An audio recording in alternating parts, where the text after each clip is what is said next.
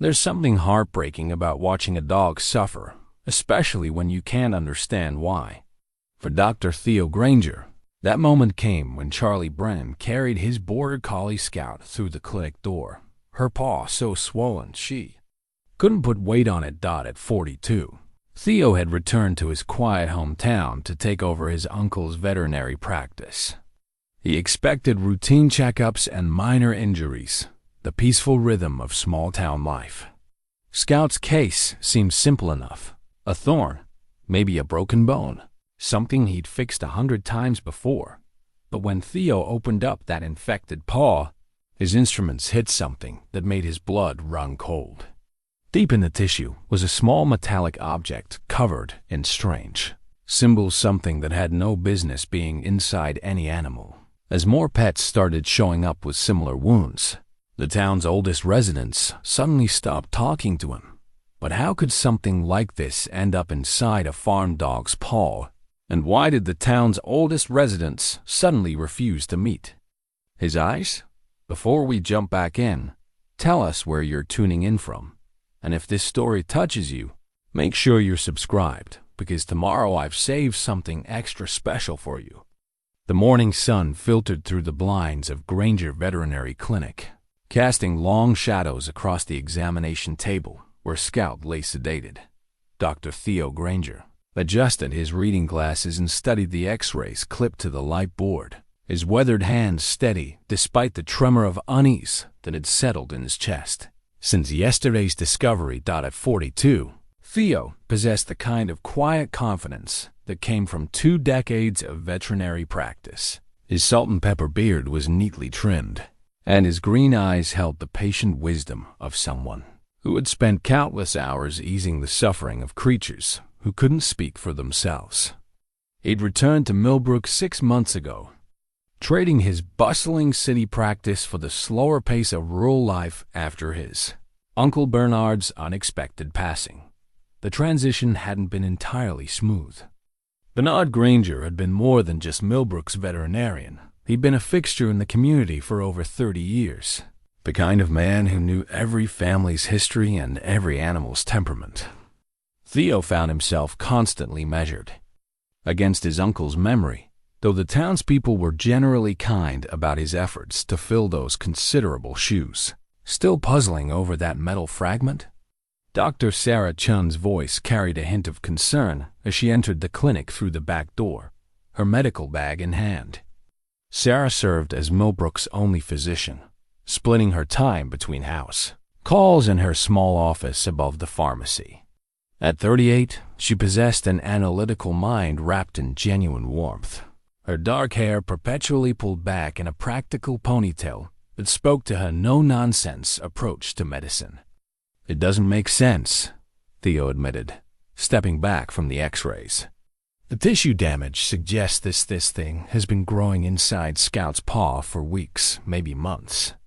But Charlie swears she was fine until last Tuesday."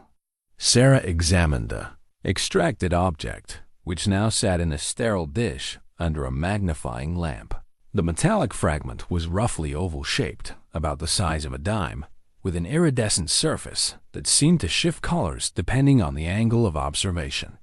Most disturbing were the intricate symbols etched into its surface, geometric patterns that hurt to look at directly, as if they were somehow moving.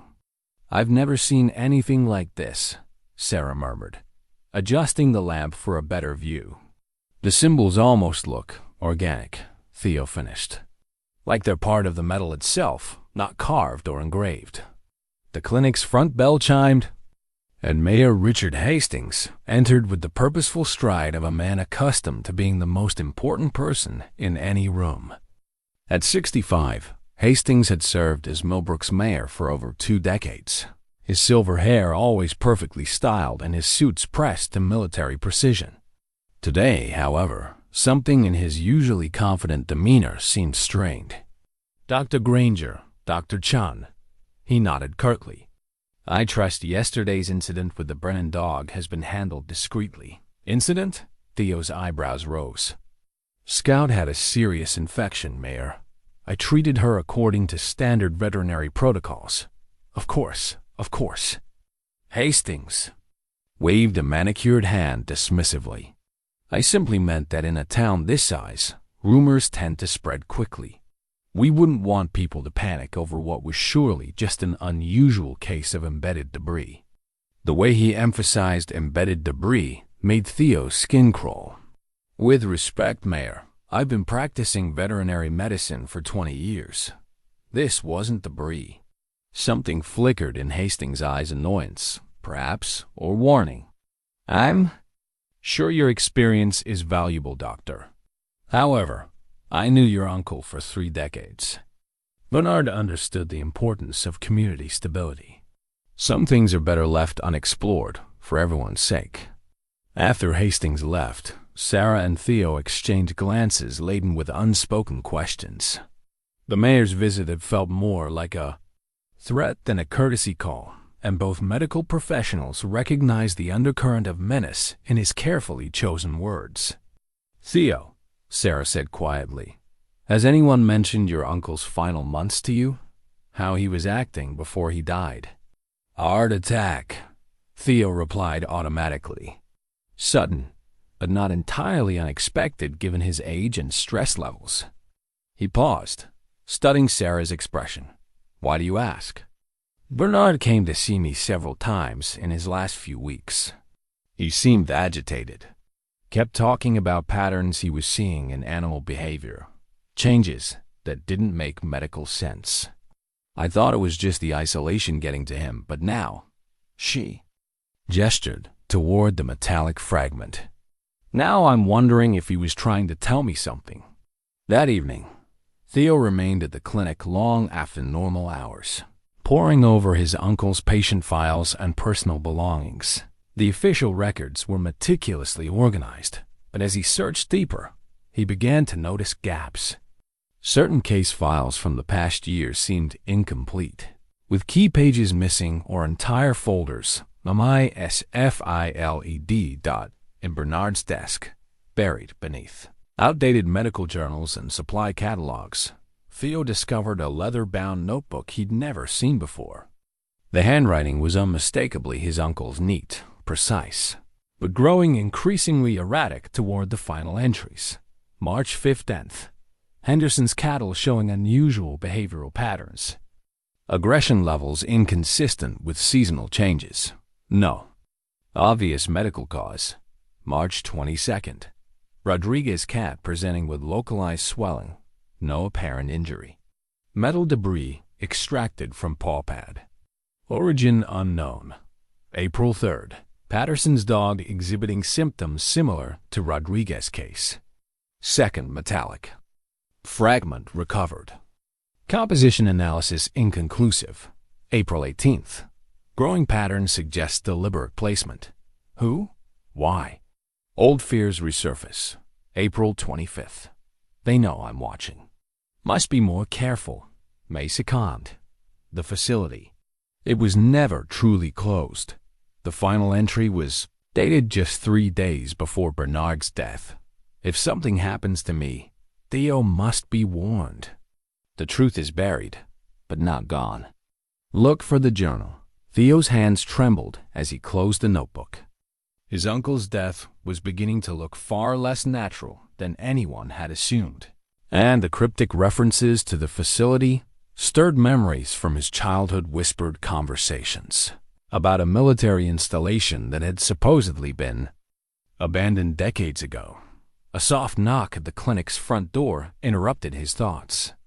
Through the glass, he could see Mrs. Elena Kowalski, one of Millbrook's oldest residents.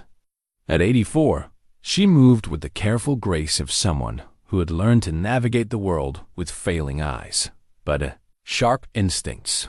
Mrs. Kowalski, Theo said, unlocking the door. Is everything all right? Is Duchess having problems again? The elderly woman's Persian cat had been struggling with arthritis, and Theo had been adjusting her medication over the past month. But Mrs. Kowalski's expression suggested this wasn't a routine veterinary visit. May I come in, doctor? There are things we need to discuss, things your uncle would have wanted you to know. She settled into the waiting room chair with a heavy sigh, her clouded blue eyes fixed on something beyond the present moment. I knew Bernard since we were children. We grew up together, went to school together, watched this town change in ways that can't be easily explained. Mrs. Kowalski, Elena, she corrected gently. And please, let an old woman speak her piece. Your uncle was getting close to something dangerous before he died. Something that certain people in this town would prefer to keep buried. She reached into her purse and withdrew a yellowed photograph, its edges soft with age. The image showed a much younger version of Millbrook's main street, but the buildings in the background were unfamiliar sleek, modern structures that definitely didn't belong in a farming community. This was taken in 1962, Elena said. I was a young woman then, working as a nurse at the county hospital. That's when they came government people, scientists, soldiers. They said they were conducting agricultural research, improving crop yields, making our soil more fertile. The military facility, Theo breathed. Elena nodded slowly. Project Cornerstone, they called it. For 15 years, they ran experiments out there, brought in equipment and personnel from who knows where. The whole town was sworn to secrecy national. Security, they said. Good-paying jobs for anyone who cooperated, and consequences for anyone who didn't. What kind of experiments? That's what your uncle was trying to figure out when he died. Elena's voice dropped to a whisper. The facility may have closed officially in 1967, but some of us have wondered if it ever truly shut down. And now, with these animals showing up with strange objects inside them, she stood to leave, moving toward the door with surprising swiftness for someone her age. Be careful, Theo. Your uncle asked too many questions, and look what happened to him. Some secrets in this town have deep roots and sharp teeth. After she left, Theo sat in the darkened clinic, his uncle's journal open before him and Elena's photograph lying beside the mysterious metal fragment. The pieces of a puzzle were beginning to form, but the picture they created was far more disturbing than a simple case of animal cruelty or environmental contamination. Outside, Millbrook slept peacefully under a canopy of stars, its residents secure in their homes and their routines. But for the first time since returning to his childhood town, Theo felt like a stranger in a place he thought he knew, surrounded by neighbors who were keeping secrets that might be more dangerous than he could imagine. The metal fragment seemed to pulse softly in its dish, catching the moonlight from the window and reflecting it in patterns that made no earthly sense. The second case arrived 2 days later in the form of Tom Rodriguez, a weathered rancher in his 50s whose calloused hands trembled as he carried a cat carrier into Theo's clinic. Inside, a gray tabby named Whiskers huddled in obvious distress, her left front paw swollen to nearly twice its normal size. Started about a week ago, Tom explained, his voice thick with worry. Thought maybe she stepped on something sharp, but it just keeps getting worse. She won't eat, won't let me touch her, won't even come out of the barn. Theo's stomach dropped as he examined the cat's paw. The swelling pattern was identical to Scout's case, the same localized inflammation, the same heat radiating from the affected area, and most tellingly, the same slight luminescence beneath the skin that was only visible under certain lighting conditions. Tom, I need to ask you something important, Theo said carefully. Have you noticed anything unusual on your property lately? Any strangers, any construction, any changes to the soil or vegetation? The rancher's weathered face creased with confusion. Nothing I can think of. Why? What does this have to do with Whiskers? Rather than answer directly, Theo prepared Whiskers for surgery with the same careful protocols he'd used for Scout. Sarah arrived within minutes of his call, bringing additional equipment and a grim expression that suggested she'd been expecting this development. Same presentation? She asked quietly as they scrub it in. Identical, down to the subcutaneous glow. As Theo made the first incision into Whiskers' infected paw, the familiar resistance of embedded foreign matter met his scalpel. But when he finally extracted the object, both medical professionals stepped back in alarm. This metallic fragment was different, triangular rather than oval, with edges that seemed impossibly sharp, despite being embedded in living tissue for days or weeks. More disturbing still, it pulsed with a faint rhythmic light that synchronized with the cat's heartbeat. "Theo," Sarah whispered, her voice tight with controlled fear. "It's reacting to the cat's vital signs." As if responding to her words, the fragment's pulsing intensified, and Whisker's sedated form convulsed slightly on the table. Theo quickly placed the object in a lead-line container, a precaution that felt simultaneously logical and inadequate. "We need to get this to a proper laboratory," Sarah said as they finished suturing Whisker's paw. "This isn't just foreign debris, this is something engineered." Tom Rodriguez waited in the clinic's front room, his warm baseball cap twisted between his hands. When Theo emerged to discuss the procedure, the rancher's face reflected the deep concern of a man whose simple life had suddenly become complicated. "Will she be all right, Doc?" "The surgery went well," Theo replied truthfully. "But Tom, I need to ask you to keep this between us for now, until we understand what we're dealing with." "Understand what?" Tom's voice sharpened. "Doc, you're scaring me. What did you take out of my cat?" Before Theo could formulate a response that wouldn't sound completely insane, the clinic's front door opened and Mayor Hastings entered, accompanied by a tall, thin man in an expensive suit whom Theo didn't recognize. "Dr. Granger," Hastings said smoothly, "I'd like you to meet Dr. Marcus Webb from the State Agricultural Department. He's here to investigate reports of possible contamination in our area." Dr. Webb stepped forward with the measured confidence of someone accustomed to being the smartest person in the room. His pale blue eyes took in every detail of the clinic with scientific precision, and when he spoke, his voice carried the clipped authority of government bureaucracy. "Dr. Granger, I understand you've encountered some unusual cases recently. Foreign objects embedded in local animals?"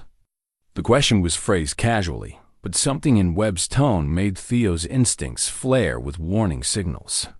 "I'm afraid I can't discuss specific cases without proper authorization and patient confidentiality protocols." "Of course," Webb smiled thinly. "However, in matters of potential public health concern, certain protocols can be expedited. I'd very much like to examine any materials you've recovered." Tom Rodriguez looked between the officials with growing unease. "What's going on here? Is Whiskers sick with something contagious?" "Nothing to concern yourself with, Mr. Rodriguez," Hastings assured him. "Just routine precautions.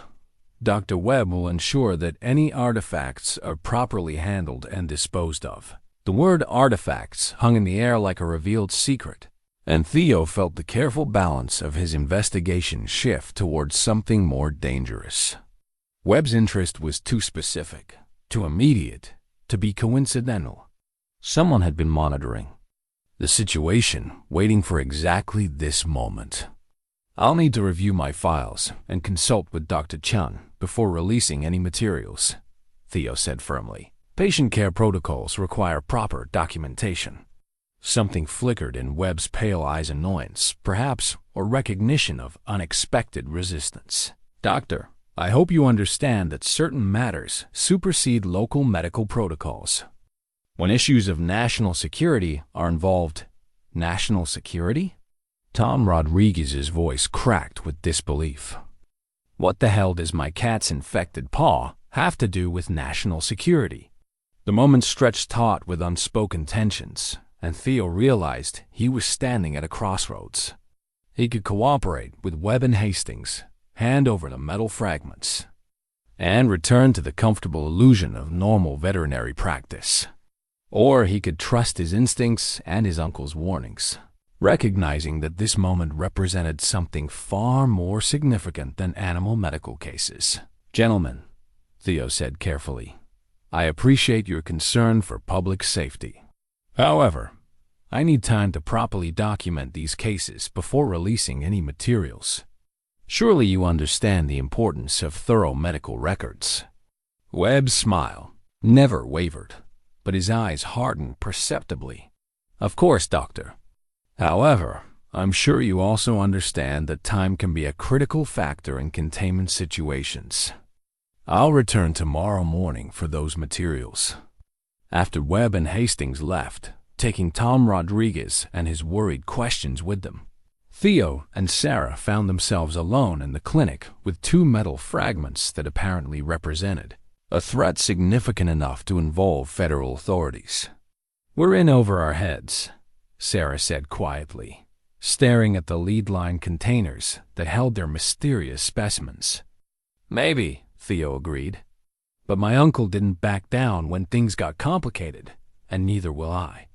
That night, Theo drove to the edge of town where the old military facility was supposed to have been located.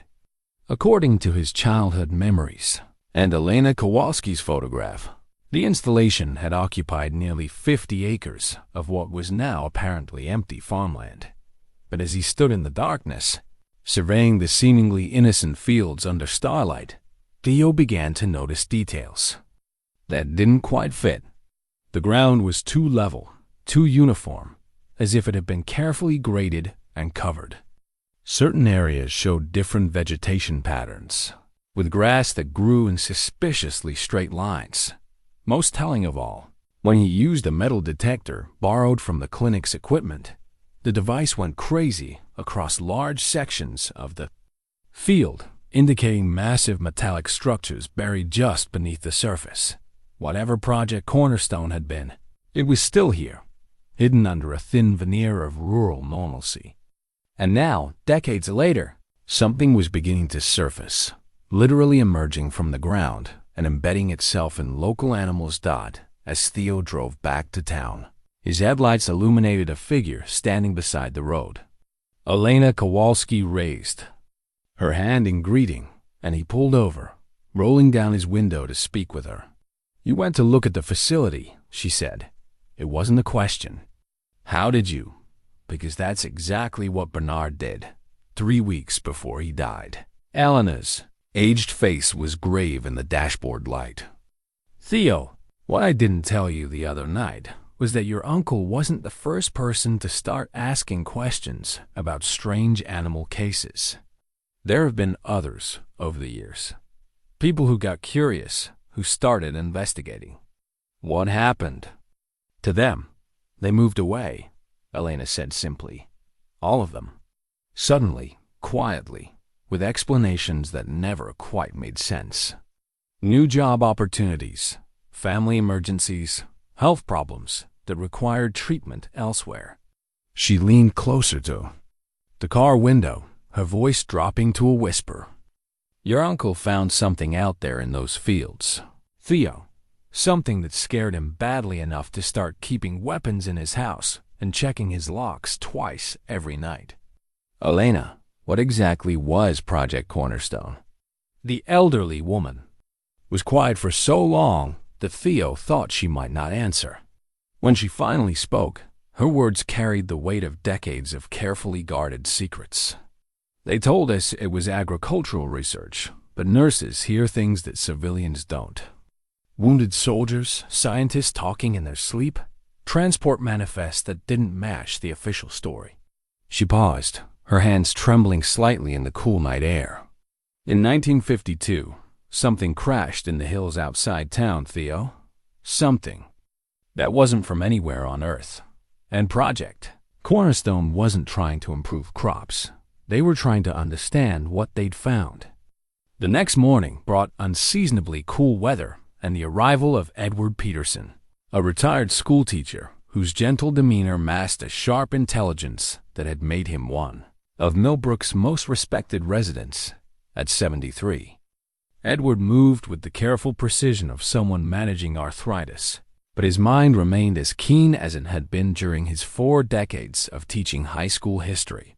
"Dr. Granger," he said, leading his quarter horse, Buttercup, up to the clinic's rear entrance. "I'm afraid we have a problem that might interest you." Theo's heart sank as he observed the Mari's gait. Buttercup was favoring her right front hoof, and even from a distance, he could see the telltale signs of localized swelling that had become sickeningly familiar. "When did you first notice the lameness?" Theo asked, though he suspected he already knew the answer. 3 days ago. Thought she might have picked up a stone, but when I checked her hoof—" Edward paused, his weathered face creasing with concern. "There's something hard embedded in the frog, Dr. Granger. Something that definitely doesn't belong there." As Theo prepared Buttercup for examination, Sarah arrived with a grim expression and a folder of research materials she'd been compiling since their investigation began. "I spent most of last night at the county library," she announced without preamble. "The official records for Project Cornerstone are remarkably sparse, but I found something interesting in the microfiche archives." She spread several photocopied documents across Theo's desk while he worked to sedate the increasingly agitated Mari. Newspaper clippings from 1952 through 1967. Look at the pattern of missing issues. Theo glanced over the timeline Sarah had constructed. Entire weeks of local newspaper archives were simply absent, with gaps that coincided perfectly with Elena Kowalski's timeline for unusual activity at the military facility. Someone made sure the local press wasn't documenting whatever was happening out there, Sarah continued. "But I did find this." She produced a single newspaper clipping from 1963, yellowed and partially damaged, with a headline that made Theo's blood run cold. "Local livestock showing unusual symptoms, veterinary investigation ongoing." The accompanying article was brief and carefully worded, but it described a series of cases involving embedded foreign objects in farm animals, cases that sounded identical to what Theo was now encountering. The investigating veterinarian was Dr. James Morrison, Sarah noted. He submitted a report to state authorities, and then nothing. No follow-up articles, no resolution, no further mention of the cases. What happened to Dr. Morrison? That's the interesting part. According to public records, he sold his practice 6 weeks later and moved to California. His replacement was Uncle Bernard. Theo finished, understanding beginning to dawn. "My uncle took over Morrison's practice right after these cases were reported." Edward Peterson cleared his throat from where he stood beside the examination table. "Forgive me for eavesdropping, but did you say Dr. Morrison? James Morrison?" "Both." Medical professionals turned toward the retired teacher, whose expression had grown thoughtful and somewhat troubled. "I taught Morrison's son, David, in the early 1970s, Edward continued. "Bright boy, but troubled. Used to tell wild stories about why his family had to leave Millbrook so suddenly. Most of us assumed it was just a child processing a traumatic move, but—" "A what?" Theo prompted. "David claimed his father had found something that scared the government. Said there were men in black suits who came to their house in the middle of the night. Men who made threats if his father didn't stop asking questions about the military facility. As if summoned by their conversation about government threats, a black sedan pulled up outside the clinic. Dr. Webb emerged from the passenger seat, accompanied by 2 other men in dark suits who moved with the controlled alertness of professional security personnel. "Theo," Sarah whispered urgently, "the metal fragments, where did you hide them?" "In Uncle Bernard's safe, in the basement. But we need to get Peterson and Buttercup out of sight." They quickly moved the sedated horse to the clinic's back room, while Edward helped them cover any evidence of the ongoing examination. When Webb and his associates entered the front office, they found Theo calmly reviewing patient files while Sarah organized medical supplies. "Dr. Granger," Webb said with his thin smile, "I trust you've had time to prepare the materials we discussed yesterday." "I'm afraid there's been a complication," Theo replied carefully. "During my documentation process, I discovered that proper chain of custody requires additional forms and authorizations. Legal liability issues, you understand." Something dangerous flickered in Webb's pale eyes. Doctor, I think you misunderstand the gravity of this situation. We're dealing with potential biohazard materials that could pose a significant threat to public health. Then surely you have the proper documentation to support a medical seizure order, Sarah interjected smoothly. As the town's physician, I'd need to see EPA authorization, CDC approval, and State Health Department oversight before releasing any biological specimens. Webb's smile disappeared entirely. Dr. Chun, I think you'll find that certain federal authorities supersede local medical protocols. Perhaps, Sarah conceded. But until I see those authorities properly documented, I have an ethical obligation to protect patient confidentiality and medical evidence integrity. The standoff stretched uncomfortably until one of Webb's associates, a thick-set man with the bearing of former military, leaned close to whisper something in Webb's ear. The government official's expression shifted slightly, and he nodded toward the back of the clinic. Dr. Granger, you wouldn't happen to have any other patients on the premises, would you? Before Theo could respond, Buttercup chose that moment to whinny loudly from the back room, her drug-induced state apparently wearing off faster than expected. Webb's thin smile returned with predatory satisfaction. It sounds like you have another case for us to examine. The next few minutes unfolded with the careful choreography of a chess match where both sides knew the stakes were higher than they appeared. Webb and his associates examined Buttercup with professional thoroughness, while Theo and Sarah watched helplessly, knowing that any attempt to interfere would only confirm their opposition to the government. Investigation died when Webb extracted the third metal fragment, this one star-shaped and pulsing, with the same eerie light as the previous specimens. He handled it with equipment that suggested far more preparation than his agricultural department cover story would justify. Fascinating, Webb murmured, sealing the fragment in a containment unit that looked more appropriate for handling radioactive materials than veterinary debris. The crystalline structure is remarkably complex. Crystalline structure? Edward Peterson spoke for the first time since the officials arrived. That's an interesting term for what you're calling agricultural contamination. Webb's attention focused on the elderly teacher with sharp intensity. And you are? Edward Peterson. I own the horse.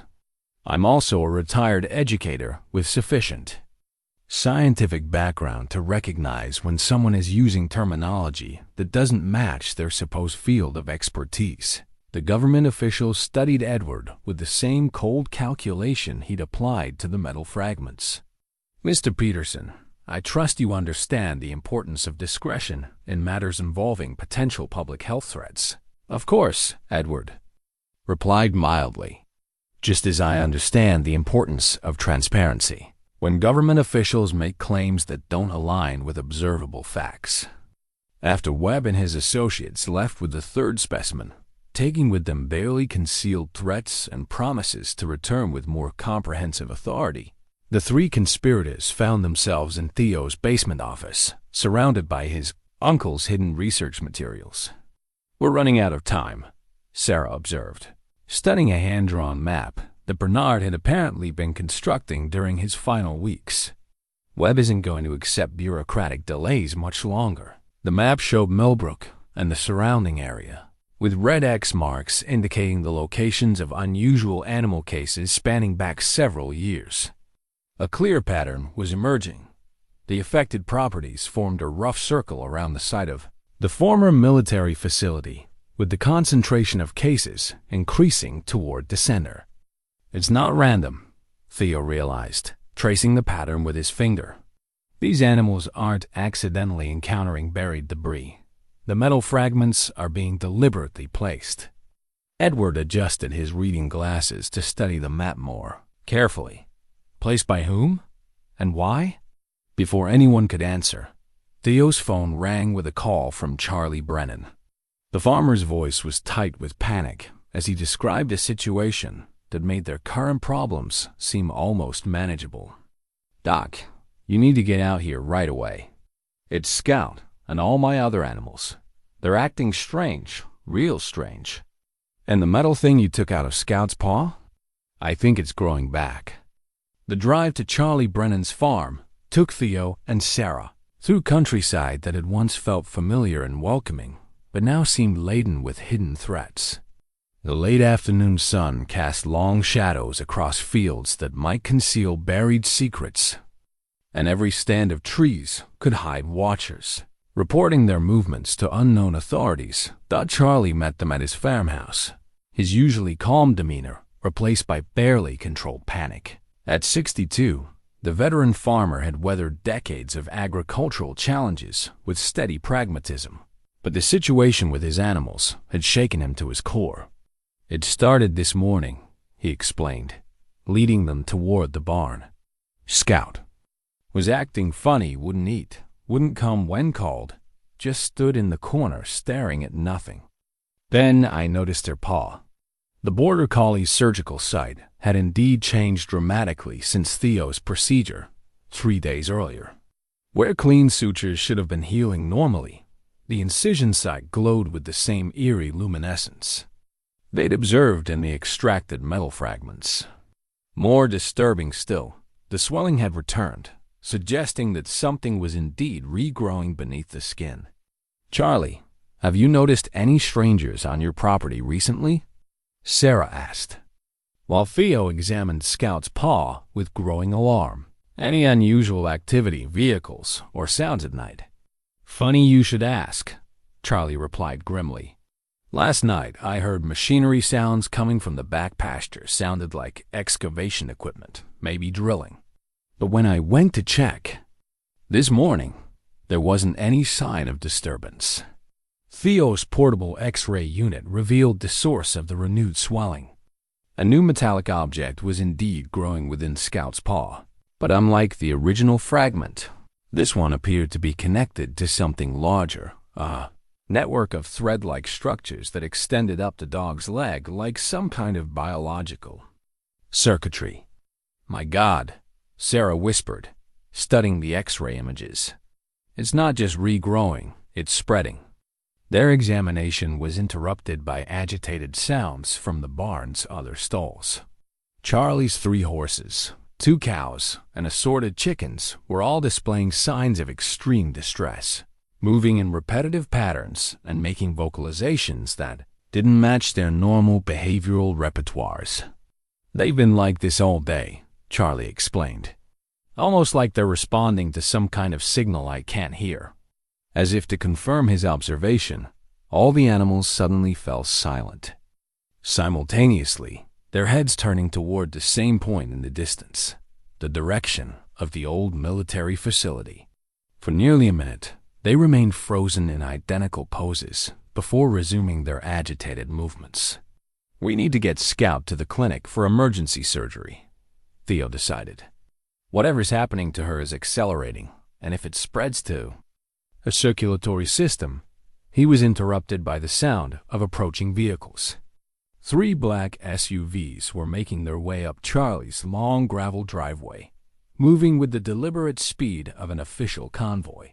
Charlie, Sarah said urgently, do you have anywhere we can hide Scout and the X-ray equipment?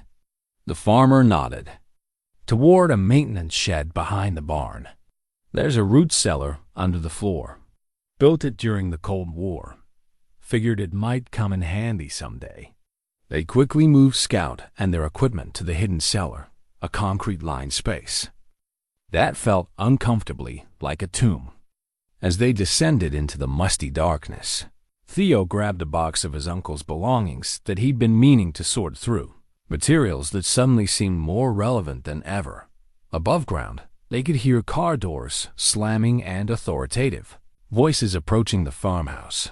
Dr. Webb's clipped tones were easily recognizable, but he was accompanied by several other officials whose credentials and authority remained ominously unclear. Mr. Brennan, Webb's voice carried clearly through the cellar's ventilation system. We understand you've been experiencing problems with your livestock. We're here to offer assistance. Assistance with what? Charlie's response was carefully neutral. My animals are fine, are they? We have reports of unusual behavioral patterns, possible contamination issues.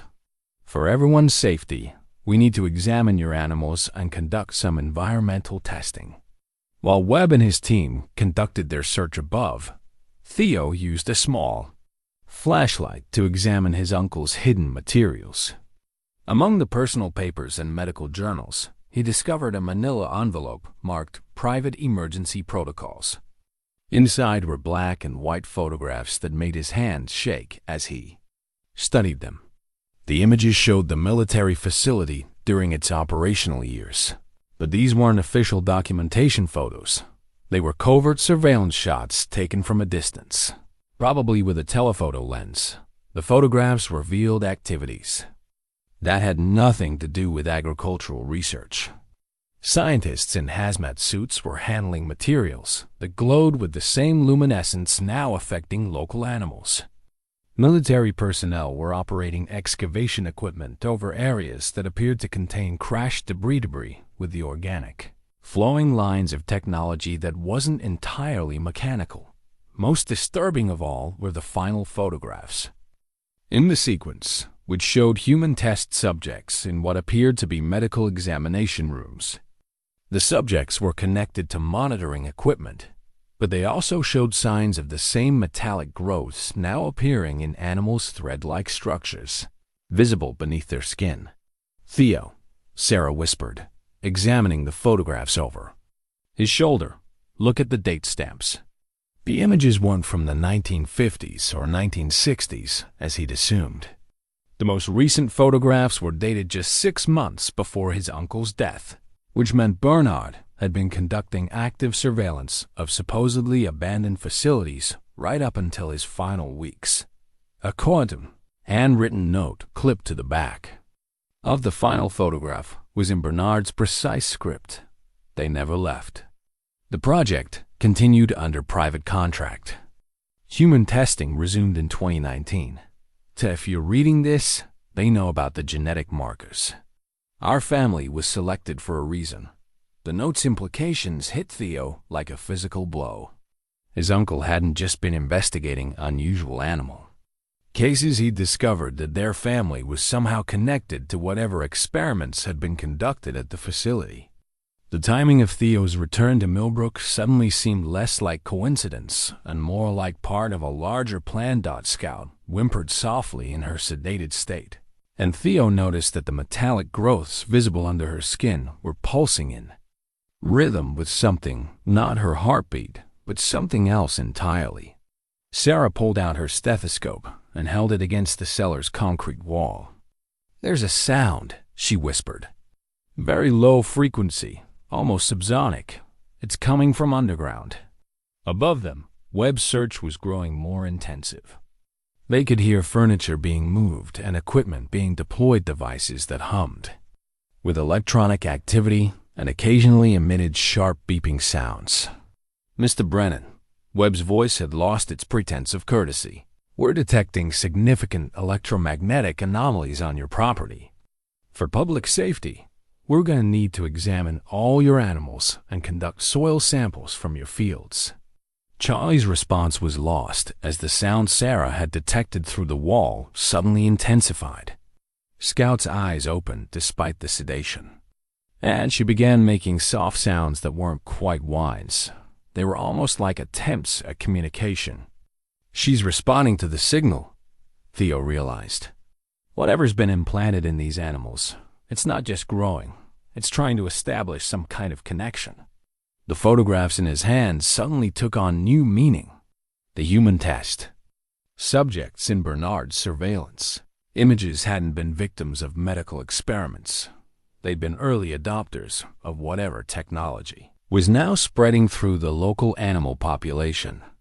And if his uncle's final note was accurate, their family's genetic makeup made them ideal candidates for the next phase of testing. A new sound from above caught their attention. Webb's voice had taken on an urgent tone as he spoke into what was probably a radio or satellite phone, confirmed anomalous readings at the Brennan location. "The subjects are showing accelerated integration patterns. We need to move to phase 2 immediately." Sarah and Theo exchanged glances, heavy with shared understanding. They were no longer just investigating a mystery. They had become targets of an operation that had been decades in the planning. And somewhere beneath their feet, buried technology that wasn't entirely human was beginning to wake up after years of dormancy. Scout's attempts at vocalization were becoming more complex, almost like she was trying to form words. In the dim light of the root cellar, surrounded by evidence of a conspiracy that stretched back to his childhood, Theo realized that his quiet return to small-town veterinary practice had led him into the center of something far more dangerous than he'd ever imagined. 3 hours after Webb's team finally left Charlie Brennan's farm, Theo and Sarah met in the basement of the veterinary clinic, surrounded by evidence that painted an increasingly terrifying picture. Scout lay sedated on an improvised examination table, the metallic growths under her skin now clearly visible as branching networks that resembled some hybrid of circuitry and living tissue. "I've been plotting the locations of all confirmed cases," Sarah announced, spreading a detailed map across Theo's uncle's desk. She'd mark each affected property with colored pins, and the pattern that emerged was both clear and ominous. The cases formed a perfect spiral centered on the old military facility, with each successive ring of infections occurring at predictable intervals. More disturbing still, the timing of the cases followed a mathematical progression that suggested deliberate activation rather than random contamination. It's not spreading outward from a central source, Theo realized, studying the pattern. It's being activated in sequence, like someone is turning on a network one node at a time. "And we're running out of time," Sarah added grimly. "If this pattern continues, the next wave will affect properties in the town center homes with families, not just livestock." Their analysis was interrupted by an unexpected visitor. Elena Kowalski descended the basement stairs with surprising agility for someone her age, carrying a leather satchel that looked like it had seen decades of careful use. "I saw Webb's vehicles leaving town," she said without preamble. "Which means you've probably learned enough to be in serious danger." She opened the satchel to reveal a collection of documents, photographs, and what appeared to be scientific equipment that definitely predated modern technology. "Your uncle wasn't the first veterinarian to investigate these cases, Theo. And I wasn't just a county hospital nurse during Project Cornerstone." Elena settled into Bernard's desk chair with the careful movements of someone revealing a long-guarded secret. "I was part of the medical team assigned to monitor the human subjects during the early phases of the experiments. What I saw in those laboratories, what they did to volunteers who thought they were participating in agricultural research, it's haunted me for 60 years. She withdrew a thick folder of medical records that bore official government seals. The technology they recovered from that crash in 1952 wasn't just advanced. It was designed to interface with living nervous systems. The fragments your animals have been carrying aren't debris or contamination. They're reconnaissance devices, mapping the biological responses of potential hosts." "Hosts for what?" Theo asked, though he suspected the answer would be worse than his worst imaginings. "The crash survivors," Elena replied quietly. "The beings who came here weren't killed in the crash. They were injured, maybe dying, but they were still conscious. Project Cornerstone was supposedly about studying their technology, but the real goal was finding a way for them to survive by merging with human biology." Sarah examined the medical records with growing alarm.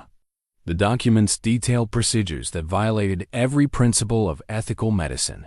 Human subjects who had been infected with alien tissue samples, monitored as their nervous systems were gradually taken over by foreign biological processes. "The early experiments were failures," Elena continued. "The subjects died or suffered complete neurological breakdown. But over the decades, they refined the process, learning to use animal subjects as test platforms before attempting human integration." Scout chose that moment to stir from her sedation, but instead of the normal confusion of a waking patient, she immediately focused her attention on Elena with an intensity that was distinctly unsettling. "Hello, little one," Elena said softly, approaching the examination table with no apparent fear. "You're starting to understand, aren't you?" To Theo's astonishment, Scout responded with a series of vocalizations that sounded almost like attempts at human speech. The metallic networks under her skin pulsed with increased activity, and her eyes reflected light in a way that was definitely not normal for a dog. "The integration is accelerating," Elena observed clinically. "The current generation of technology is far more sophisticated than what we dealt with in the 1960s. Instead of overwhelming the host nervous system, it's learning to work in cooperation." "Cooperation toward what end?" Sarah demanded. Alana's aged face grew grave as she considered her answer. "The beings who crashed here weren't explorers or invaders in the traditional sense. They were refugees, fleeing some catastrophe that had destroyed their ability to exist in their original physical forms.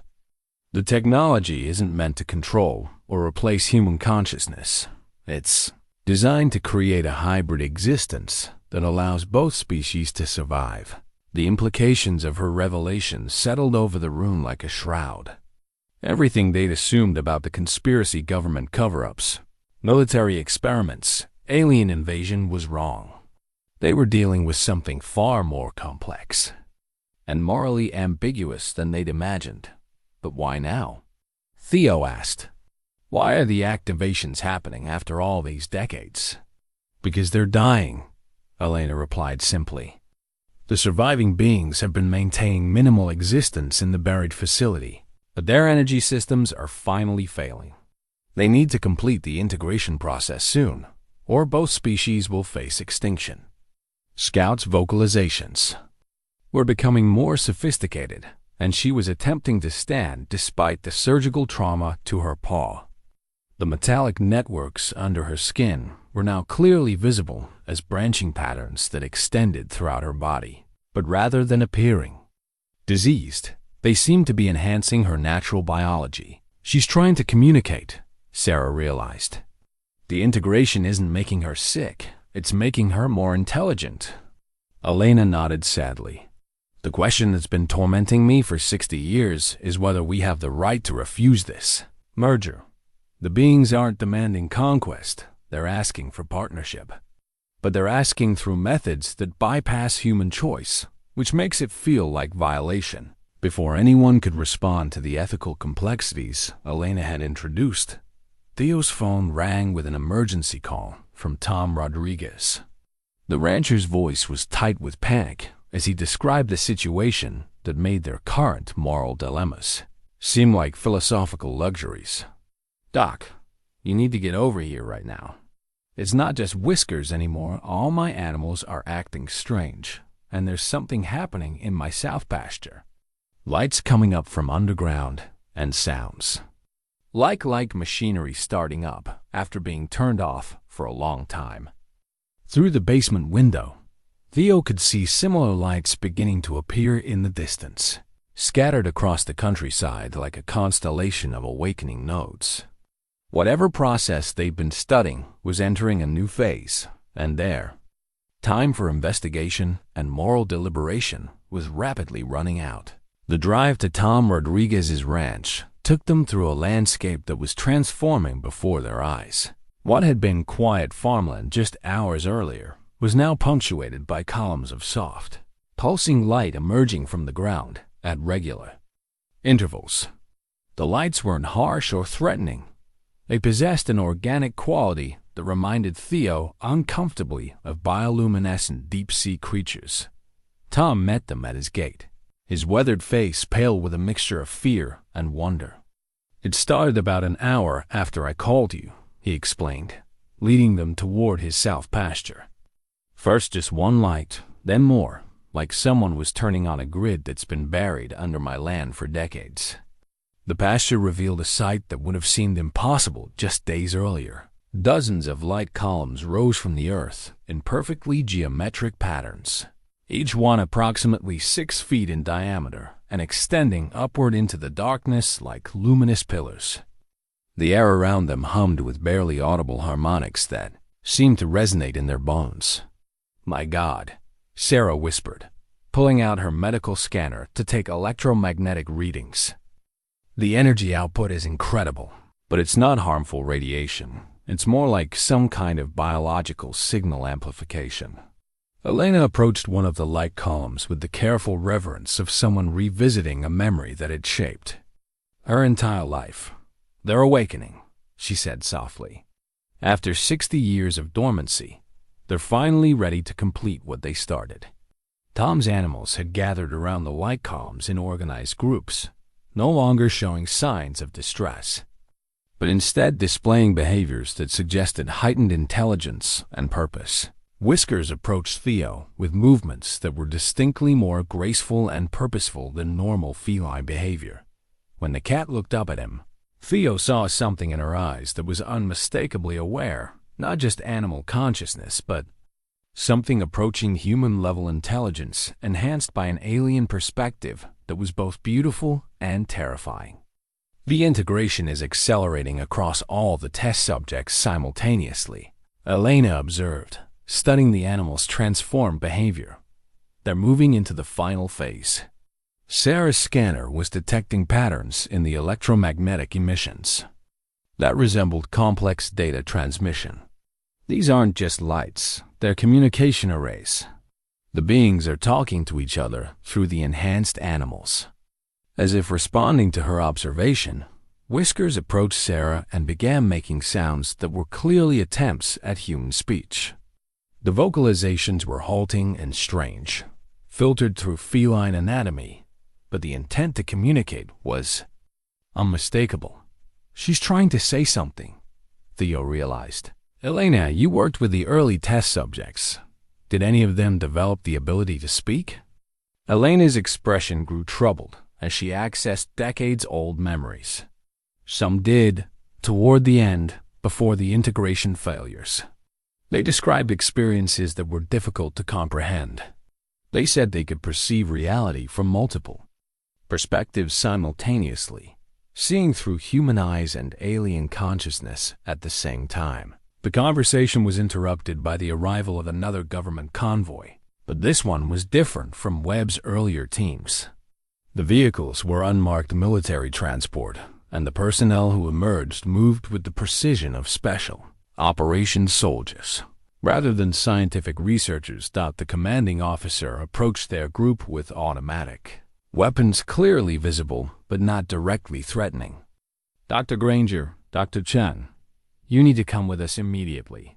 The situation has moved beyond civilian oversight."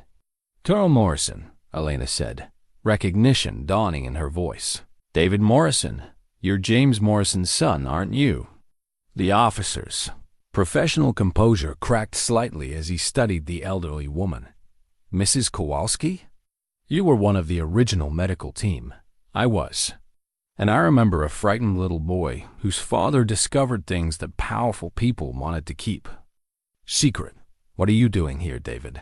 Colonel Morrison holstered his sidearm and approached Elena with the careful respect of someone addressing a figure from his childhood nightmares. "Trying to prevent a catastrophe, Mrs. Kowalski. The integration process that your generation started is approaching critical mass. If we don't intervene now, the merger will become irreversible on a global scale." "And you think that would be a catastrophe?" Elena challenged. "Have you considered that it might be evolution?" The philosophical debate was interrupted by a sound that made everyone freeze, a deep, resonant tone that seemed to emanate from the earth itself. The light columns pulsed in unison, and every enhanced animal in the area responded with synchronized vocalizations that created a harmony unlike anything in terrestrial nature. "They're calling to their home base," Colonel Morrison said grimly. "The central facility is receiving confirmation that the integration network is ready for the final phase." Sarah checked her medical scanner and found readings that defied conventional understanding. "The electromagnetic patterns are matching human brainwave frequencies." They're not trying to replace human consciousness. They're trying to communicate directly with it. Tom Rodriguez, who had been quietly observing the increasingly surreal situation unfolding on his property, finally spoke up with the practical wisdom of a lifetime farmer.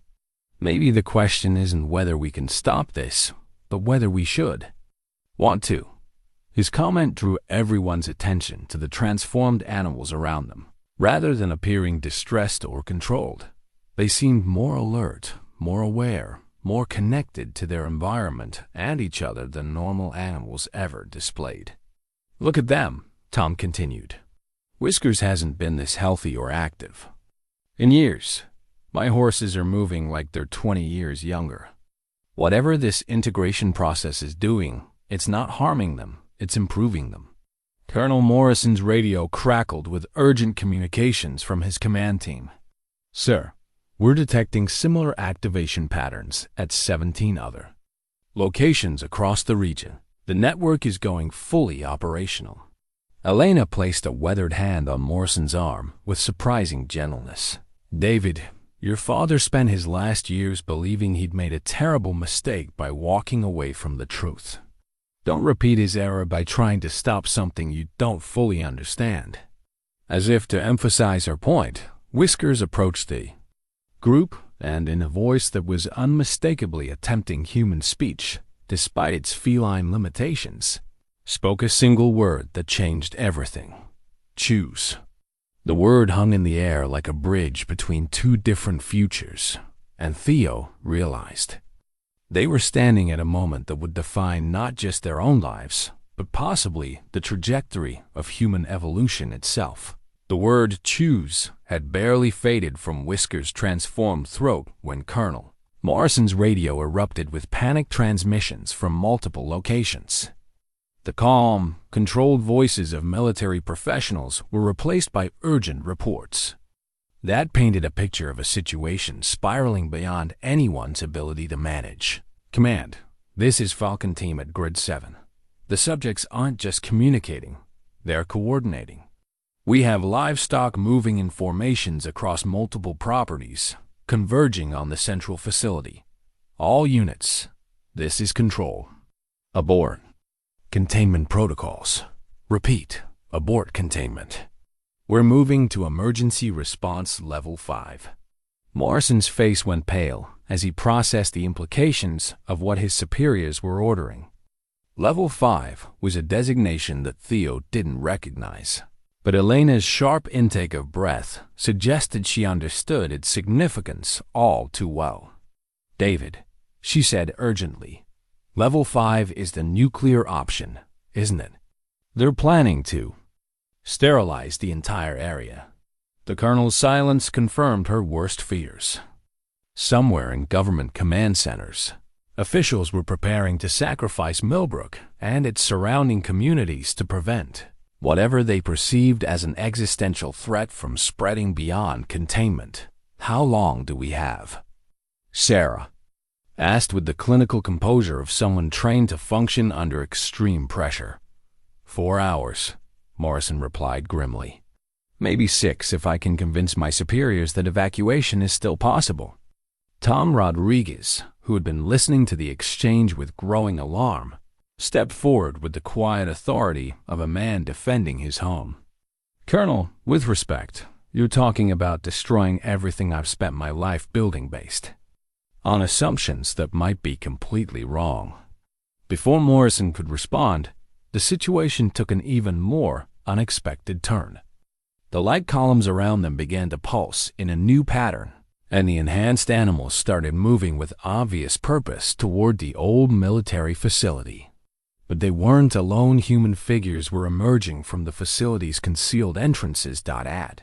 First, Theo assumed they were government personnel or security contractors. But as the figures drew closer, he realized with shock that he recognized some of them. These were Millbrook residents, people who had lived in the community for years, integrated into its social fabric as teachers, shop owners, and civil servants. Mayor Hastings was among them, but his transformation was immediately apparent. The carefully groomed politician had been replaced by someone who moved with fluid grace and possessed an otherworldly awareness that was both beautiful and deeply unsettling. When he spoke, his voice carried harmonics that resonated with the frequency of the light columns. "Dr. Granger," Hastings said, though his tone suggested the title was somehow inadequate for the conversation they were about to have. "We apologize for the deception, but circumstances required careful preparation before disclosure was possible." Elena approached the transformed mayor with a mixture of recognition and sorrow. "Richard, how long have you been integrated?" "Since 1987. Hastings replied with the matter-of-fact tone of someone discussing routine municipal business. "I volunteered during the first successful integration trials. The experience has been illuminating." The revelation hit Theo like a physical blow.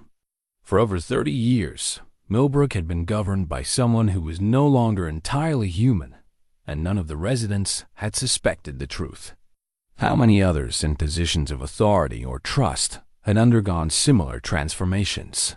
The integration process was refined over decades of careful research. Hastings continued, apparently reading Theo's thoughts with disturbing accuracy. "Early attempts were crude and often fatal, but we learned to create harmony between human consciousness and our symbiotic partners rather than dominance by either species." Sarah's medical scanner was detecting complex bioelectric patterns from the integrated humans that defied everything she understood about neurological function. "You're operating with enhanced cognitive capacity, processing information at levels that shouldn't be possible with standard human brain architecture." "Correct," Hastings confirmed. "The symbiosis doesn't diminish human capability. It amplifies it while adding perspectives and abilities that your species developed independently. It's not replacement or conquest. It's collaborative evolution." "Colonel?" Morrison stepped forward with his weapon drawn, though his expression suggested he wasn't entirely sure what he intended to accomplish with conventional firearms. "This is exactly what Command was afraid of. You're talking about fundamental changes to human nature.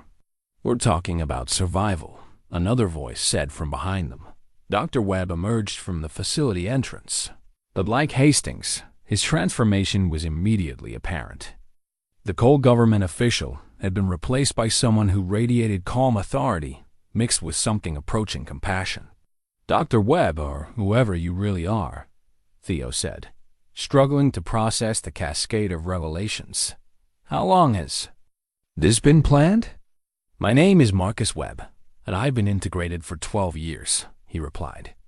"But I'm also something else, a consciousness that crash-landed on your world in 1952, desperately seeking a way for both our species to survive what's coming." Elena stepped forward with the slow realization of someone whose lifelong questions were finally being answered. "What's coming? What were you fleeing from?"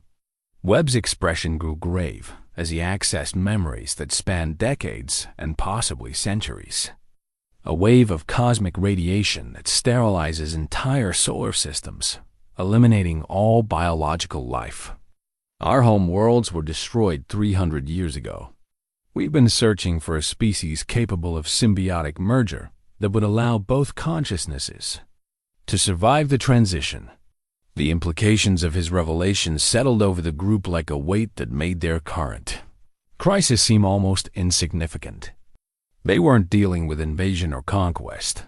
They were confronting the possibility that the choice was between integration or extinction for both species. "The radiation wave will reach Earth within the next solar cycle," Webb continued. "Individually, neither humans nor our species can survive its effects. Together, the enhanced biology created through integration can endure what's coming and preserve both forms of consciousness." Tom Rodriguez, whose practical farmer's wisdom had served him well throughout the crisis, asked the question that cut to the heart of the matter. "And if we refuse?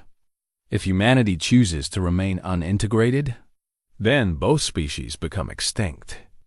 "Within the next few generations," Webb replied with the simple honesty of someone delivering unavoidable facts. "We're not offering conquest. were offering partnership in the face of universal catastrophe. Colonel Morrison's radio crackled with new urgency as his command team reported the approach of military assets capable of implementing the nuclear sterilization protocol. The choice that had seemed theoretical was rapidly becoming immediate and irreversible. "The question before us," Webb said, looking directly at each member of their group, "is whether humanity is ready to evolve voluntarily, or whether we all face extinction together." In the distance, the lights from the facility were growing brighter, and enhanced animals from across the region were gathering in formations that suggested preparation for something far more significant than anyone had imagined.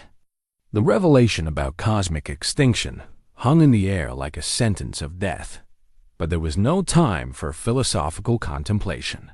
Colonel Morrison's radio was broadcasting increasingly urgent messages as military assets converged on Millbrook, with orders that left no room for negotiation or delay. "All civilian personnel have 90 minutes to reach minimum safe distance," Morrison announced grimly. "After that, this entire area becomes a restricted military zone subject to immediate sterilization." Webb and the other integrated residents exchanged looks of communication that operated on levels beyond normal human perception.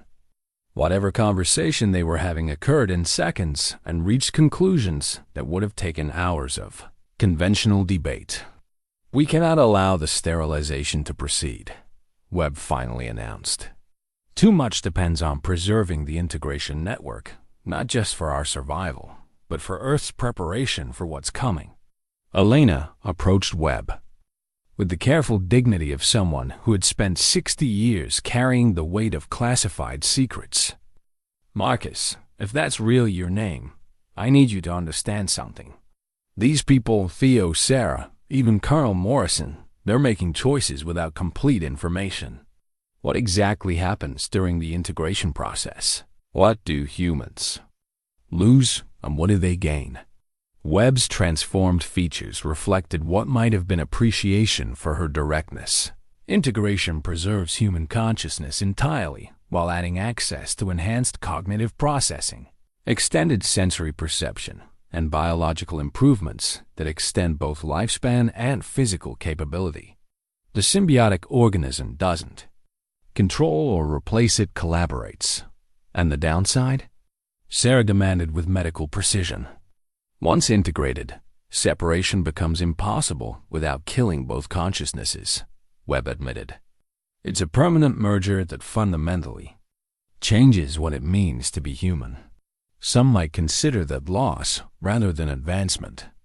Tom Rodriguez, whose practical nature had kept him grounded throughout the surreal crisis, asked a question that cut through the abstract philosophy.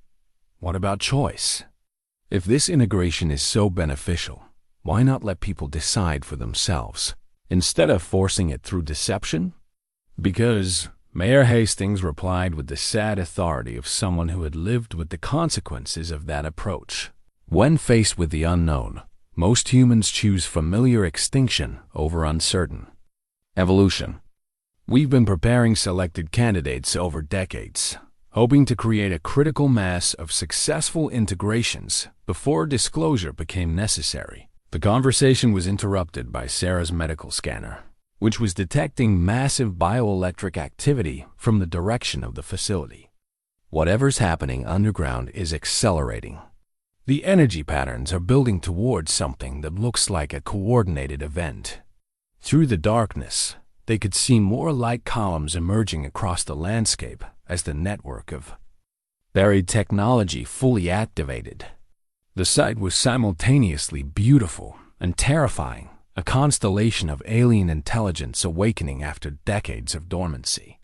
"The preparation phase is complete," Webb announced after another moment of silent communication with his integrated colleagues.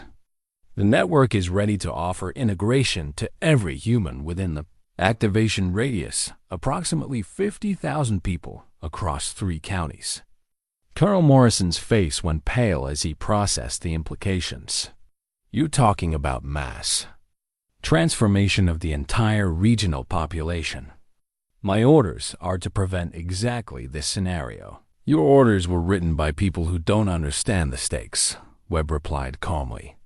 David, your father made the choice to walk away from this decision. You don't have that luxury. Elena stepped between Morrison and Webb with the authority of someone who had witnessed the birth of this crisis and understood its full implications. Colonel Morrison, I need you to listen carefully. In 1967, your father discovered evidence of successful human integration. He also discovered that the beings we were working with weren't conquerors. They were refugees whose entire civilization was fleeing something that could destroy all biological life. She paused, letting the weight of that revelation settle before continuing.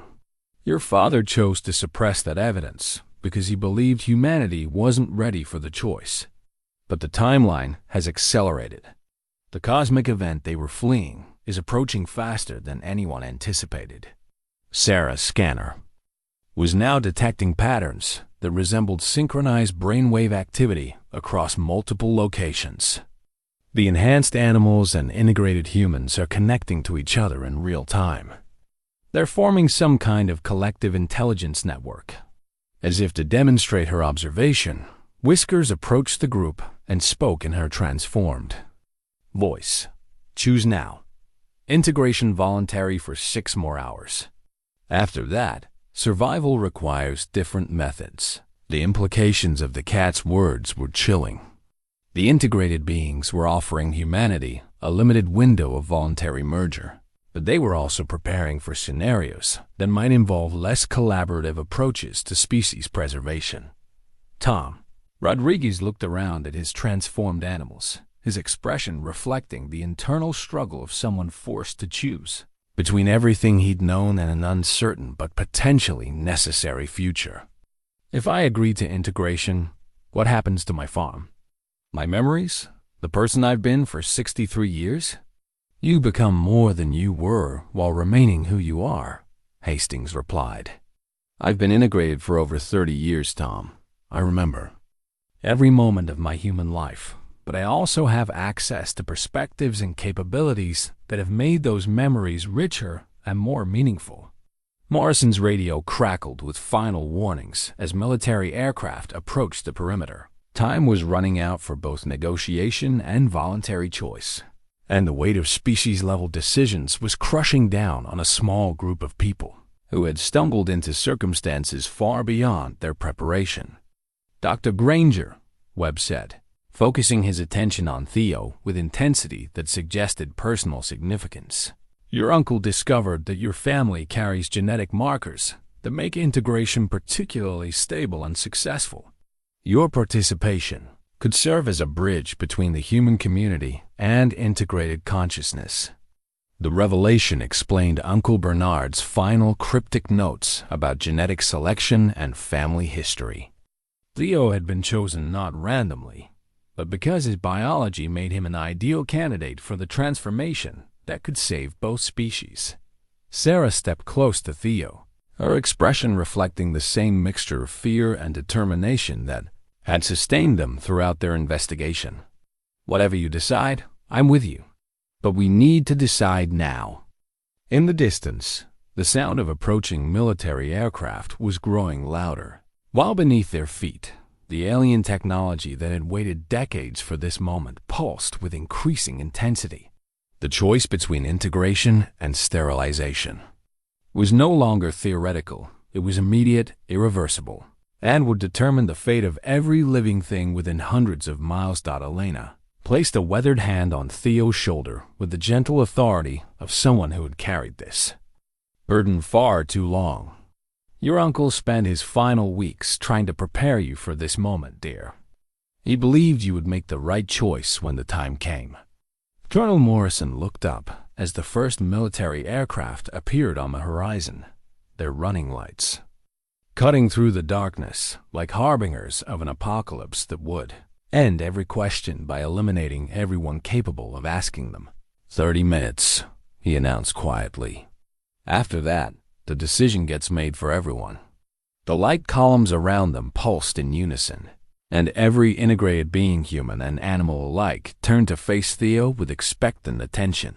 The weight of species survival rested on the shoulders of a small-town veterinarian who had returned home seeking nothing more than quiet purpose, only to discover that his destiny was tied to the preservation of life itself. The decision crystallized in Theo's mind with the clarity that sometimes emerges from impossible circumstances. Looking around at the transformed beings who had once been his neighbors, at Sarah, whose trust had anchored him throughout this crisis, and at the approaching aircraft that carried the power to end every question by eliminating everyone who might ask them, he realized that the choice had been made the moment he'd first opened Scout's infected paw. "I'll do it," he said quietly, "but not just me. If this is really about survival, then Sarah and I integrate together, or not at all." Webb's expression reflected something approaching relief, mixed with respect for Theo's conditions. Integration can accommodate bonded consciousness pairs. The merger will preserve your relationship while enhancing your shared capabilities. Sarah stepped forward without hesitation, her medical training apparently allowing her to process the implications faster than emotional resistance could form. "What do we need to do?" "The process requires direct contact with the central integration matrix," Webb explained, gesturing toward the facility entrance. "Once initiated, the transformation takes approximately 20 minutes for complete symbiotic merger." Colonel Morrison stepped between them and the facility with his weapon drawn, though his expression suggested he was acting more from duty than conviction. "I can't let you do this. My orders are specific about preventing further integrations." Elena approached Morrison with the patient wisdom of someone who had watched too many good people make terrible choices from the best of intentions. "David, your father spent 30 years regretting his decision to walk away from the truth. Don't spend your life regretting the choice to prevent humanity's evolution." The sound of military aircraft was growing closer, their engines carrying the promise of sterilization that would solve the integration crisis by eliminating everyone involved. Morrison's radio crackled with updates on the approaching deadline, each transmission bringing them closer to a resolution that would leave no survivors to debate its merits. 5 minutes to minimum safe distance requirement, Morrison announced. After that, anyone still in the area becomes a casualty of military action. Tom Rodriguez, who had spent the past hour watching his transformed animals display enhanced intelligence and obvious contentment, made his own decision with the pragmatic wisdom of a lifetime farmer. "Colonel, I don't know much about cosmic, radiation, or alien refugees, but I know sick animals when I see them, and healthy animals when I see them. My livestock have never been healthier or more alert than they are right now." As if to emphasize his point, Whiskers approached Morrison and spoke in her transformed voice. "Integration preserves. Sterilization destroys. Choose preservation." The simple logic of the cat's words, delivered with intelligence that transcended normal animal consciousness, seemed to break through Morrison's military conditioning. His weapon lowered slightly as he struggled with competing loyalties and conflicting orders. "David," Webb said gently, "your father's research files are still classified, but I can tell you what he discovered. The cosmic radiation event that destroyed our worlds is already affecting Earth's outer atmospheric layers. Increased solar radiation, climate instability, biological mutations, they're early symptoms of the approaching sterilization wave." Sarah pulled out her medical scanner and took readings from the integrated humans around them. Their cellular structure shows radiation resistance that's orders of magnitude higher than normal human biology. If Webb is telling the truth about cosmic sterilization, integration might be the only way human consciousness survives. Morrison's radio erupted with final warnings as the military aircraft reached their designated positions. The colonel looked up at the sky, then back at the group of people whose lives hung in the balance of his next decision. "Go," he said quietly. holstering his weapon. "I'll tell command that the subjects escaped during evacuation procedures. That might buy you enough time to complete the process."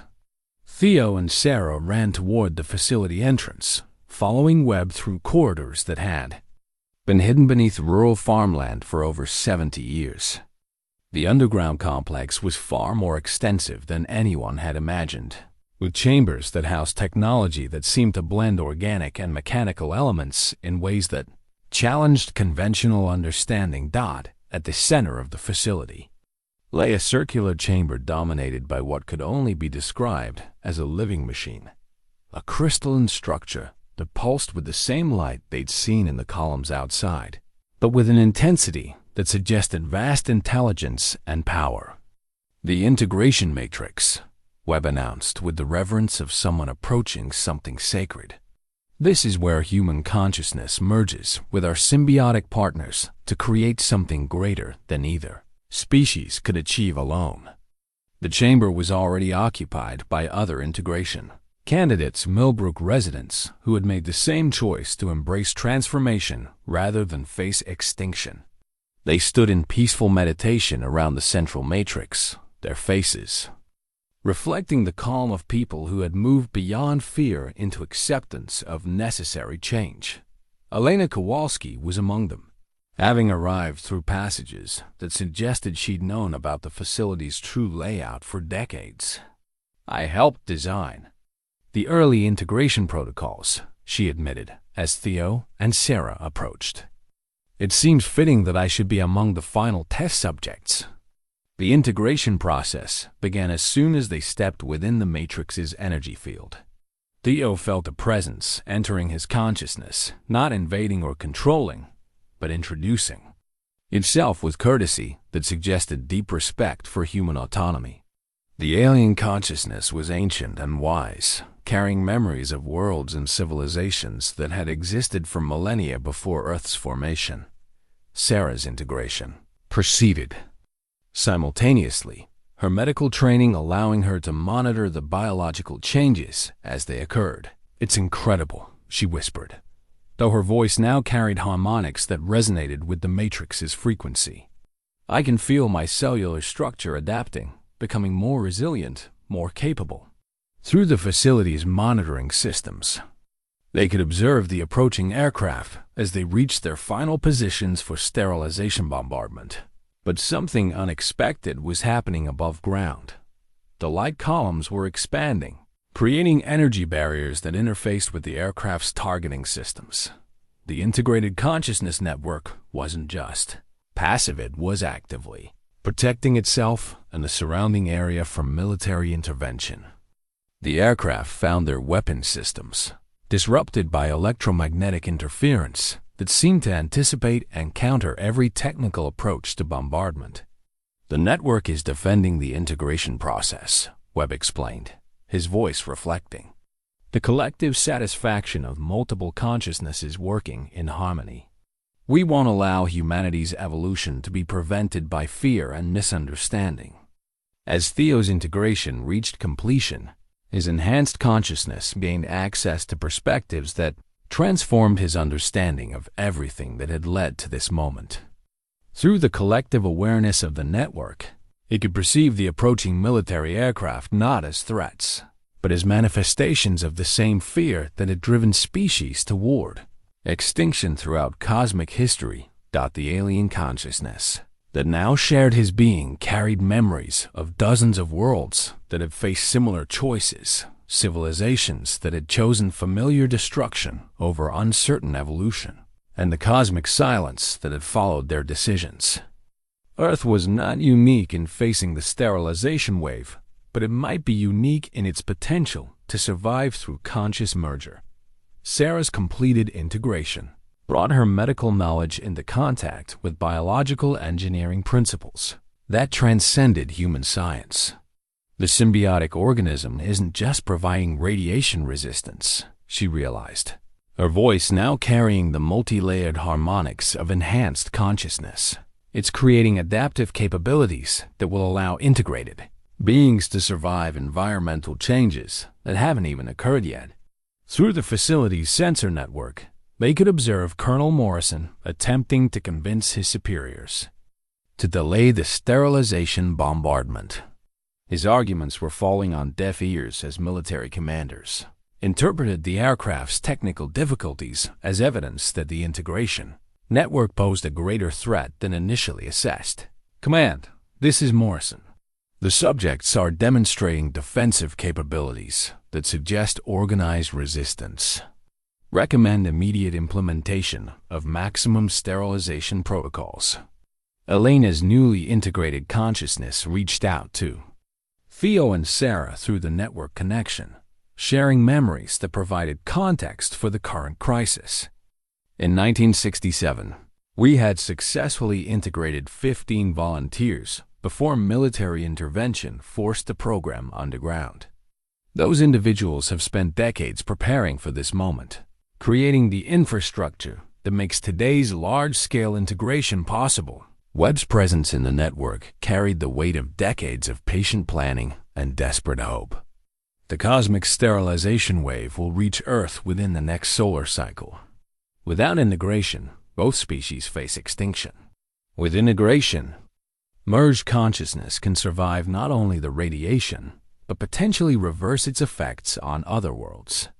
The implications of this revelation expanded Theo's understanding beyond simple survival toward the possibility of cosmic responsibility. Integrated humanity wouldn't just preserve Earth's biosphere, could serve as a seed for replanting life throughout sterilized regions of the galaxy above ground. The military aircraft were implementing increasingly aggressive attempts to penetrate the electromagnetic barriers created by the integration network. Nuclear-tipped missiles were being prepared for deployment, representing humanity's final attempt to prevent its own evolution through comprehensive destruction. "They're escalating to nuclear sterilization," Sarah observed through the network's monitoring systems. At this point, successful integration of the regional population is the only way to preserve any human consciousness. The integration matrix began expanding its influence beyond the facility, reaching out to touch every human within a 50-mile radius. People throughout Millbrook and surrounding communities suddenly found themselves faced with a choice that bypassed their conscious minds: resist the merger and face extinction, or accept integration and participate in species evolution. Tom Rodriguez, still standing in his pastures surrounded by transformed animals and light columns, felt the integration offer arrive like a gentle invitation rather than a demand. His practical farmer's wisdom recognized the essential choice: embrace change or face the consequences of refusing adaptation. "I accept," he said quietly, and felt the familiar boundaries of his consciousness expand to include perspectives that had been traveling between stars for centuries. Throughout the region, thousands of people were making similar choices as the network offered integration on a scale that transformed the crisis from individual decisions to species-wide evolution. The military sterilization protocols were designed to eliminate isolated contamination sites, but they were inadequate for responding to simultaneous transformation across entire populations. Colonel Morrison, monitoring the situation from his command post, watched as his own personnel began reporting integration offers extending to military units. The choice was no longer whether to prevent human evolution, but whether to participate in it voluntarily or face extinction as the only unintegrated consciousness in a transformed world. "This is Morrison to all units," he announced over military communications. "Stand down from sterilization protocols. The situation has moved beyond our ability to contain or control."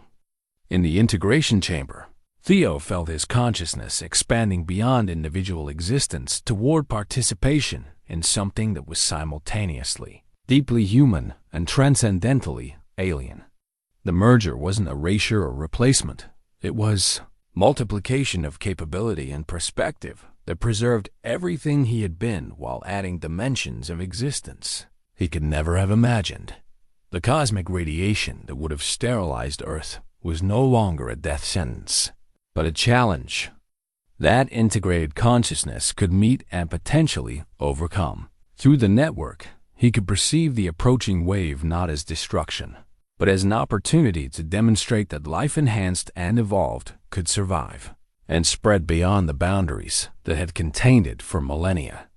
6 months had passed since the integration event that transformed not just Millbrook, but human civilization itself. The initial panic and resistance from unintegrated populations had gradually given way to curiosity and, eventually, acceptance. As the benefits of the merger became undeniable, Theo stood in what had once been his uncle's veterinary clinic, now expanded into a research facility that served as a bridge between traditional human medicine and the enhanced biological understanding that integration provided.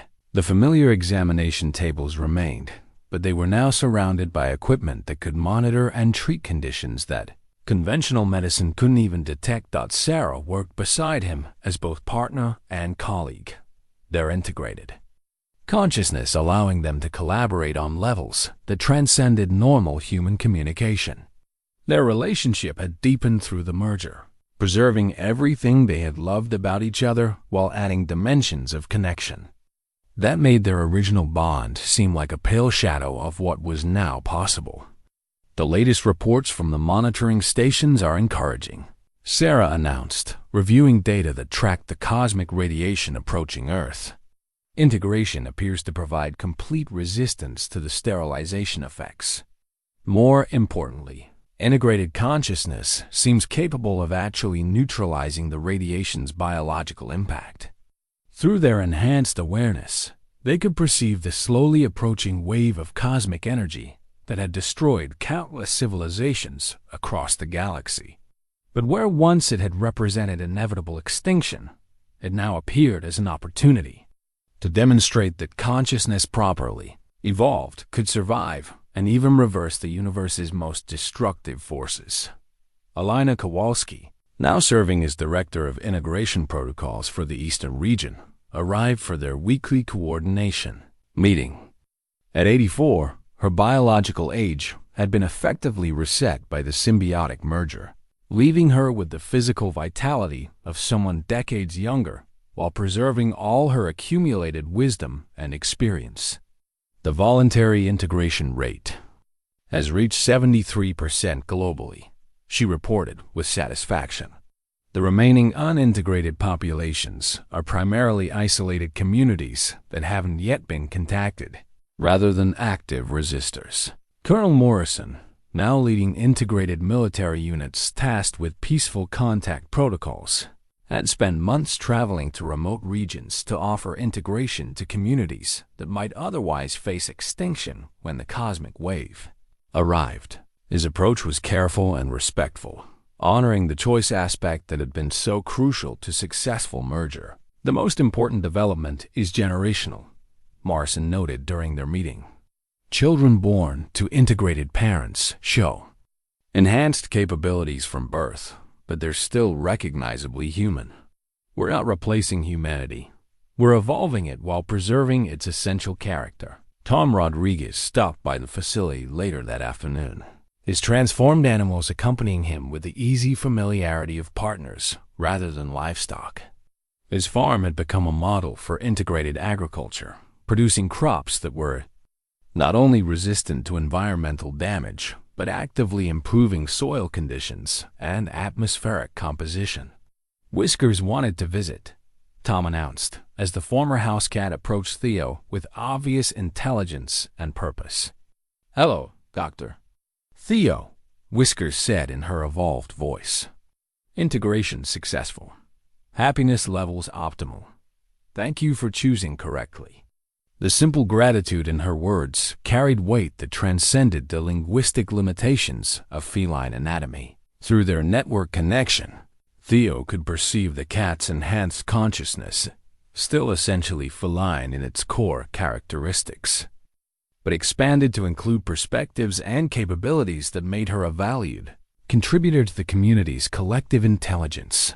The afternoon light streaming through the clinic windows carried the same golden warmth that Theo remembered from his childhood, but his enhanced perception could detect subtle changes in the electromagnetic spectrum that indicated Earth's atmosphere was already beginning to adapt to the approaching cosmic radiation. The planet itself was evolving in response to integrated consciousness, developing protective characteristics that would preserve the biosphere during the cosmic transition. As evening approached, Theo walked through downtown Millbrook, observing the ways in which integration had transformed community life. The changes were profound, but not jarring. People still gathered in familiar places and engaged in recognizable activities, but with enhanced empathy, improved problem-solving capabilities, and connections that transcended individual consciousness, while preserving personal identity. The memorial garden that had been planted where the facility's entrance once stood was thriving beyond normal botanical expectations.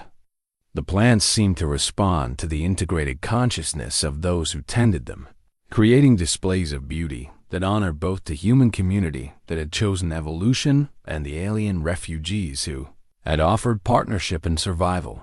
Standing in the garden as stars became visible in the darkening sky, Theo reflected on the journey that had brought him from investigating a simple case of animal infection to participating in species-wide transformation. His uncle's spirit seemed present in the peaceful evening air, finally at rest, knowing that the truth he had died protecting had ultimately led to preservation rather than destruction. The cosmic radiation wave was still years away, but integrated. Humanity was already preparing responses that would not only ensure survival, but potentially restore life to sterilized worlds throughout the galaxy. What had begun as a desperate measure for species preservation was evolving into an opportunity for conscious beings to become gardeners of cosmic life itself. In the distance, the enhanced animals of the community were settling into their evening routines, their transformed consciousness, allowing them to participate as partners in a civilization that honored both human heritage and alien wisdom. The future stretched ahead with possibilities that no unintegrated mind could have imagined, but which felt as natural and inevitable as the turning of seasons to those who had chosen to embrace evolution over extinction.